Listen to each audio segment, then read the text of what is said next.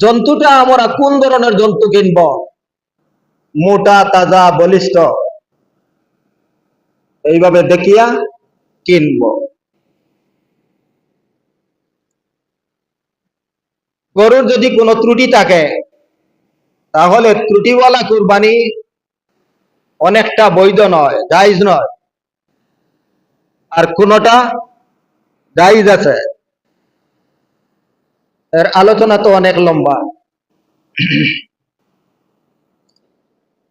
কোন গরুর যদি জন্মগত শিং না থাকে তাহলে তার দ্বারা কুরবানি হবে।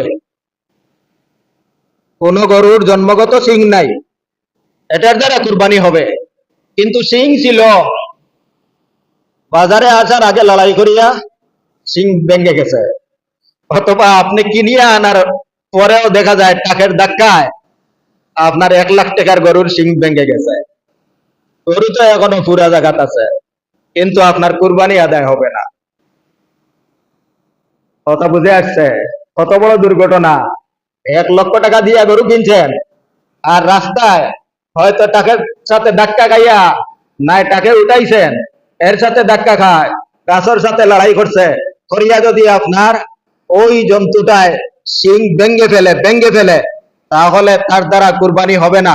হ্যাঁ, কোন কোন গরুর শিংয়ের মধ্যে একটা ছাল থাকে, এটা যদি চলে যায়, গরুর কোনো অসুবিধা না ঘটে, তাহলে এর দ্বারা কুরবানি আদায় হবে মাকরুহ হয়ে।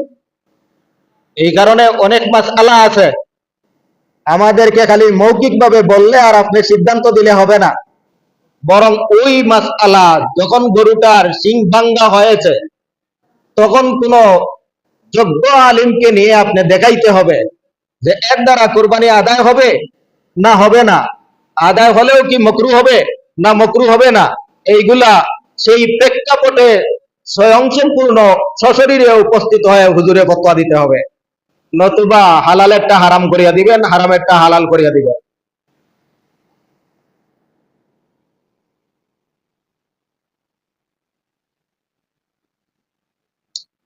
খান কাটা গরু, আমি গরুর নাম ধরছি, মানে এই 6টা জন্তু যদি খান কাটা হয় তাহলে তার দ্বারা কুরবানি হবে না। চাই খানটা লম্বালম্বি কাটা হোক অথবা বেটে বেটে কাটা হোক, যেভাবেই খান কাটা হোক, খান কাটা গরুর দ্বারা কুরবানি হবে না, কুরবানি হবে না। দাঁত যদি ভাঙ্গা থাকে, দাঁত ভাঙ্গা বলতে আপনারা লক্ষ্য রাখবেন, একটা দাঁত আছে দুধ দাঁত, এই দাঁত ভাঙ্গা হলে অসুবিধা নাই, কারণ দাঁত উঠানোর জন্য এই দাঁত ভাঙ্গে। নিচে তার প্রাপ্তবয়স্ক হওয়ার যে দাঁত আছে, এই দাঁতটা উঠার কারণে দুধ দাঁত ভেঙে যায়, পড়ে যায়, এইটাও অসুবিধা নাই।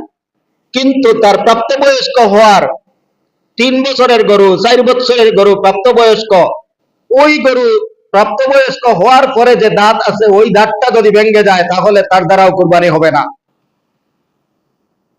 এমন কিছু জটিল মাসআলা, এগুলো সাধারণত আমরা খুঁজি না, যে গরুর ভিতরে দাঁত দেখতে হবে, গরু দেখলাম সুন্দর সুন্দর আছে, আর হয়তো কোনো মানুষ আছে আরো পাইকার দরিয়া, দালাল দরিয়া গরু ক্রয় করে, দালালে যদি বুঝে এটার কোনো ত্রুটি আছে আর মালিকে বুঝবে না, তাহলে মাত্র 500 টাকার বিনিময়ে আপনার কুরবানি চারাটা নষ্ট করিয়ে দিবে।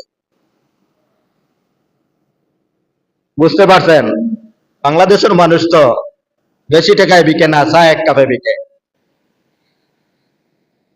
ওই যে 6টা গরু জন্তু বললাম, ওই 6 জন্তুর মধ্যে তাকিয়া বলদ দিলেও কুরবানি আদায় হবে, গাবি দিলেও কুরবানি আদায় হবে। বলদ আর গাবি বুঝেন তো? অনসাল কোনটাকে বলেন? দেখা, যেটা খসি করা হয়েছে ওটাকে সাধারণ পরিভাষায় বলদ বলা হয়, আর যে ডেকাটা এখনো খসি করা হয় নাই সেটাকে ডেকা অথবা ষাঁড় বলা হয়। তাই খসিকৃত হলেও কুরবানি আদায় হবে, খসিকৃত না হলেও কুরবানি আদায় হবে, গাবি হলেও কুরবানি আদায় হবে। অর্থাৎ ওই 6টার মধ্যে থাকি সব ধরনের প্রাণী, চাই খসিকৃত হোক তবুও কুরবানি আদায় হবে, খসি না হলেও কুরবানি আদায় হবে, গাভী হলেও কুরবানি আদায় হবে। অনেক সময় আপনাদেরকে বিভ্রান্ত করা হয় যে ফাটা দিলে আর কুরবানি আদায় হবে না। মানে শব্দটা শুনতে খারাপ লাগে, যার কারণে মানুষকে বুঝাইতে বড় সহজ।